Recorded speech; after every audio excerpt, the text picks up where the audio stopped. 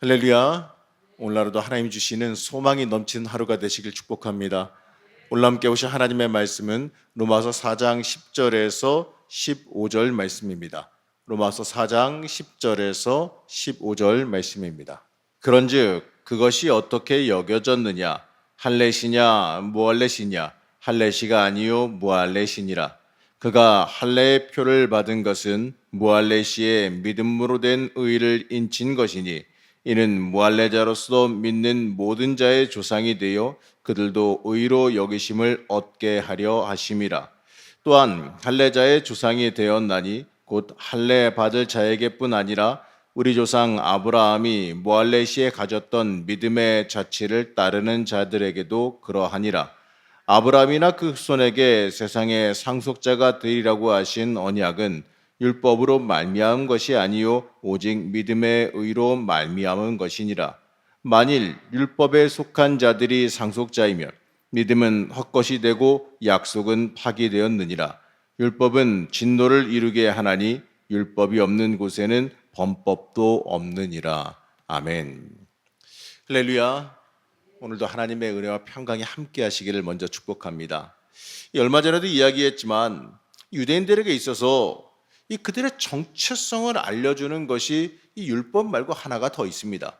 바로 뭐냐면 이 할례라고 하는 거예요. 이 할례라고 하는 것은 이 지금도 유대인들에게 이 여전히 행해지고 있는 겁니다. 유대인들에게 이 할례라고 하는 것은요, 이 개인이 그 유대인 공동체의 일원으로서의 이 자격을 얻게 만들어 주는 거예요. 그리고 그에 맞는 권리와 의무를 부여받는 일종의 유대인이 되는 이 통과 의례와도 같습니다.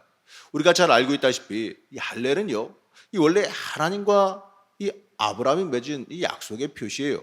이 창세기 17장 13절 말씀을 보게 되면 이렇게 말합니다. 너희 집에서 난 자든지 너희 돈으로 산 자든지 할례를 받아야 하리니 이에 내 언약이 너희 살에 있어 영원한 언약이 되려니와. 이렇게 말씀하고 있습니다. 이 할례라고 하는 이 행위는요, 약속의 표시이지 신분의 표시는 아니에요.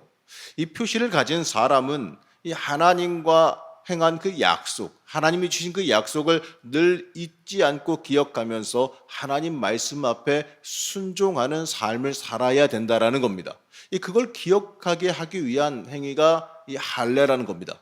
그런데 유대인들은요, 그들이 그렇게 자랑스러워하는 그 할례의 표시를 몸에 지니고 있으면서도요, 하나님의 언약에 불성실했어요. 우리가 이 음악회표를 하나 갖고 있다고 한번 생각해 봅시다. 아주 훌륭한 음악회라서 이 사람들 앞에서 내가 그 티켓을 소유하고 있는 것을 자랑을 했어요.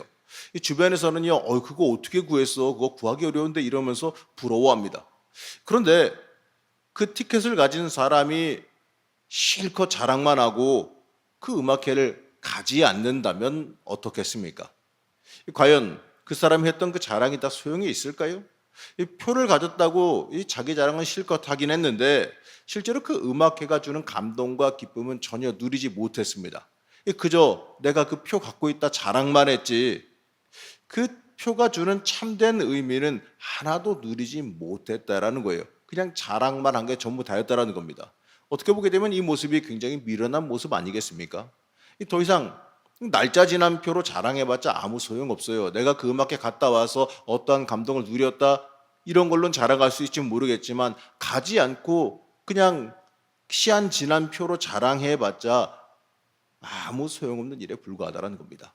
마찬가지로요, 이 하나님의 언약에 대한 믿음은 전혀 없으면서 그 언약에 대한 실천은 전혀 하지도 않으면서 이 단순히 할례라고 하는 그 표식 이 들고 있다고 해서 그 티켓 들고 있다 그래서 자랑하는 건 아무 소용이 없다는 일이에요.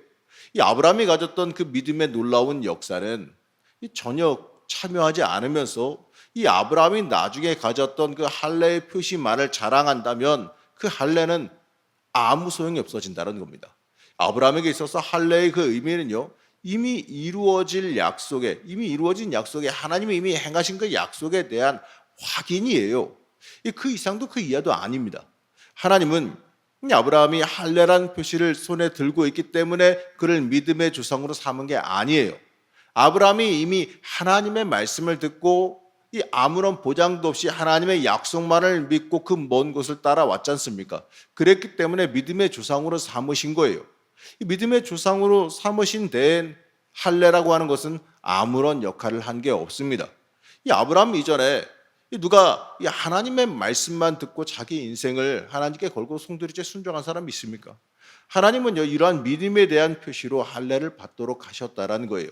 한마디로요, 아브라함의 믿음이 할례보다 먼저였다라는 겁니다. 이런 말이 있죠. 뭐로 가도 서울만 가면 된다. 무슨 수단이나 방법을 쓰던지 간에 목적만 이루면 된다라는 말이죠. 이 세상은요, 이 목적을 위해 이 수단과 방법을 가리지 않는 인생을 갖다가 성공한 인생이라고 부르기도 해요. 하지만 이 말은 이 신앙생활하는 그 믿음의 길에서는 절대로 통하지 않는 말입니다. 이 아브라함이 받은 그 언약의 상속자, 이 믿음의 자손이 되려면 이 삶의 순서를 올바로 잡을 수가 있어야 돼요. 인생에서 하나님이 인생의 첫 번째가 돼야 됩니다. 우리는 이 큰 원칙을 무시하게 되면요, 하나님과 내 자신의 관계를 잘못 이해하는 오만과 독선에 빠질 수가 있어요.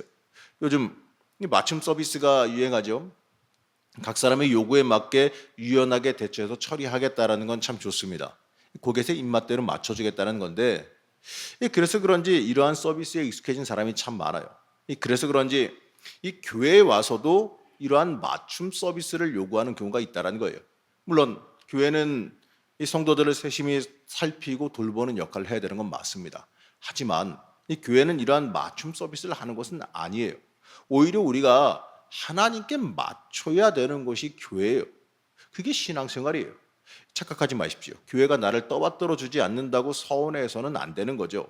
교회는 원래 그런 것이 아니거든요. 교회는 내가 하나님에게 맞춰지는 곳입니다. 하나님께 맞지 않는데 모난 부분들이 깨지고 부서지면서 하나님께 다듬어가서 맞춰져 가는 것이 교회라는 거예요. 우리가 하나님께 맞춤 서비스를 요구한다는 것은 내 형편과 내 의지와 바람에 따라서 하나님이 내가 원하는 것만을 해주시길 바란다라는 의미와도 같아요. 한마디로 하나님을 내 마음대로 내 뜻대로 어떻게 해보겠다는 것밖에 안 돼요. 죄송한 이야기지만 그렇다면요, 우리는 하나님을 섬기는 게 아니라 하나님이라고 하는 내 뜻을 이루어주기 위한 우상을 섬기는 일이 되어버린다는 겁니다. 이렇게 되면 이 교회에서 하나님 안에 소망을 두고 살아가는 게 아니라 하나님과 거래하려고 드는 사람밖에 되지 않는다는 겁니다. 하나님, 내가 이 정도 주면 이 정도 주실래요? 이 정도 하면 이 정도 주실래요? 이거 하면 이거 주실래요? 이런 거래밖에 안 된다는 거예요. 나에게 이러한 복을 주시면 내가 이 정도 성공하고 이 정도 벌게 해주시면 내가 얼마 헌금할게요. 뭐 이런 식으로 하나님 앞에 거래하려고 들려는 것밖에 안 돼요. 그거 다 하나님이 주신 거지 않습니까? 그거 갖고 무슨 거래를 하려 듭니까? 사랑하는 우리 성도 여러분, 우리는 신앙의 순서, 인생의 순서를 잘 알아야 됩니다. 이 나를 맞춰주길 바라는 게 아니라 내가 하나님의 뜻에 맞춰 살아가야 한다는 그 신앙의 순서를 잘 붙잡을 줄 알아야 돼요. 우리가 이 순서만 제대로 알아도요, 하나님께 사랑받을 수 있어요. 이 순서만 제대로 알고 살아가도 하나님 뜻에 맞는 인생을 살 수 있다는 겁니다. 이 아브라함이 믿음의 조상이라 불리운 것이 이유가 뭐겠습니까? 그가 뭔가를 행해서 그런 거 아니에요. 그가 하나님이라고 하는 하나님을 갖다가 최우선에 놓고 사는 인생에 순종했기 때문에, 그러한 삶을 살았기 때문에, 하나님 명령에 철저히 순종했기 때문에 그가 믿음의 조상이라 불린 겁니다. 그가 그래서 복을 받은 거예요. 아브라함은 하나님의 말씀이라면 뭐든지 최우선으로 삼고 살았지 않습니까? 하나님이 이리로 가라 하면 가고 저리로 가라 하면 가고 하나님께 맡겼잖아요. 기다리라면 기다리고. 우리는 이것을 잊지 말고 기억해야 돼요. 그가 왜 믿음의 조상이라고 불렸는지 잊지 마시기 바랍니다. 여러분, 우리도요, 아브라함 따라서 그 믿음의 발자취 따라서 주님 따라가는 삶을 살아갈 수 있어야 됩니다. 여러분, 순종하는 삶이 때때로 어떻게 보면은 순종하면 손해보는 것 같다고 생각하는 사람도 있어요. 이 세상적 이속에 좀 빠른 사람들은 순종하면 내가 왠지 손해보는 것 같고 하나님께 뭔가를 뺏어내야, 받아내야 내가 뭔가 이득을 얻은 거라고 착각하는 사람들이 있어요. 하지만 여러분, 신앙의 원리는 그게 아니에요. 세상의 이속 계산이 아니에요. 신앙의 원리는 내가 하나님께 드리면 하나님께서 더 크게 갚아주세요. 내가 하나님 앞에 순종하고 하나님의 길 따라가면요, 하나님께서 그거 이미 다 기억하고 계시고 그 순종과 사람들 앞에서 보이지 않는 순종을 행한 것도 다 알고 계세요. 그리고 나서 그냥 했네 하고 마는 게 아니라 그걸 보시고 또 하나님께서 몇 배로 몇 갑절로 갚아주세요. 그렇기 때문에 우리는 그 하나님의 은혜를 믿고 달려나갈 줄 알아야 됩니다. 그렇기 때문에 여러분 순종하는 삶을 살기를 축복합니다. 여러분 그렇기 때문에 그러한 삶을 살아가는 주의 자녀는 놀라운 생명의 문이 열릴 거예요. 하나님께서 틀림없이 하나님의 은혜의 역사, 복의 역사를 열어주실 줄로 믿습니다. 오늘도 하나님 앞에 철저히 순종하며 나아가시길 축복합니다. 그럴 때 하나님의 놀라운 은혜의 역사, 복된 역사가 여러분 삶 가운데 열릴 줄로 믿습니다. 잠깐 기도하겠습니다.